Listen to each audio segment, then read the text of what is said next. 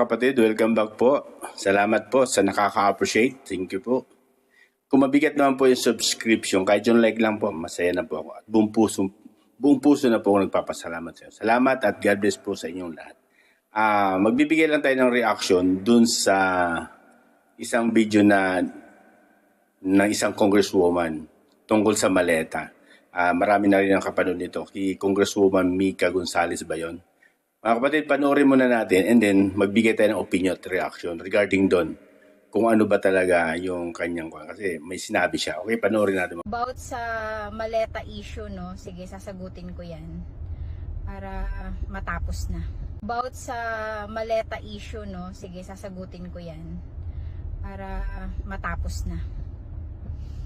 Binigay naman yun eh, hindi naman natin hiningi yun. Hindi lang po tayo yung tumanggap ng maleta, no? So, wag po sanang sa akin lang ibaling yung atensyon. Yan mga kapatid, napanood naman natin yung sinabi ni Congresswoman Mica Gonzales. Inamin niya tungkol sa maleta. Na binigay naman po daw yun, hindi naman niya hiningi, di ba? Ang ating opinion dyan, totoo na may maleta. Di ba? Na mayroong nakatanggap at mayroong nabigyan ng maleta. Isa na nga po ito si Congresswoman na pag-amin niya na binigay daw po sa kanya. Base sa kanya sinabi, di ba? Kaya masasabi natin na yung mga sinabi ng 18, di ba? Yung 18 na yung iba hindi naman Marines, karamihan Marines doon, ay nagpapatunay lang na yung kanilang sinasabi talagang totoo na may mga binigay na maleta kung saan-saan, di ba? At yun nga po, dinidiscredit po ito ng ating mga namumuno. Pangunguna po sa ating ombudsman, di ba? Sa ating Senate Chairman Blue Ribbon Committee na wala daw parang may timing o may layunin, parang mayroong yung tinatawag yan, destabilisasyon, di ba? Parang itinapat sa part ng February, di ba? Parang meron siyang ganon. May tinatawag na siya na nagpapahayag na kaagad siya, di ba, ng ganon. Bukod doon, Calatrellianes, di ba? Yan.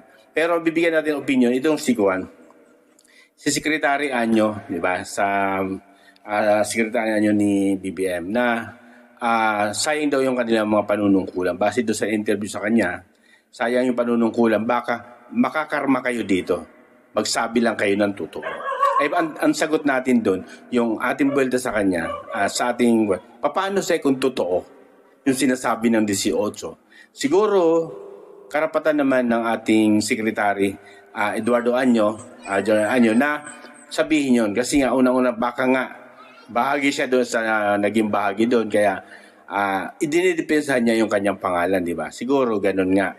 Kaya, karapatan niya rin yun. Pero, bilang Secretary ka po, pwede ka magrekomenda. Sabihin mo sa Senado, o pwede kang magsulat sa Senado na paimbestigahan po ito. Dahil nagbibigay ito ng mga maling impormasyon, paninira, o umiimbento lang, di ba?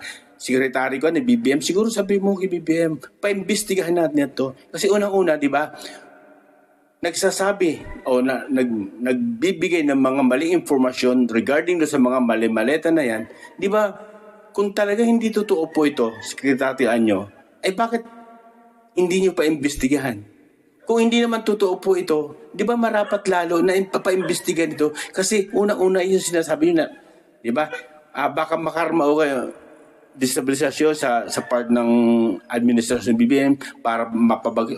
Ganun ang mga linyahan nyo po, di ba? O ba't hindi nyo pa imbestigahan para lumabas ang totoo?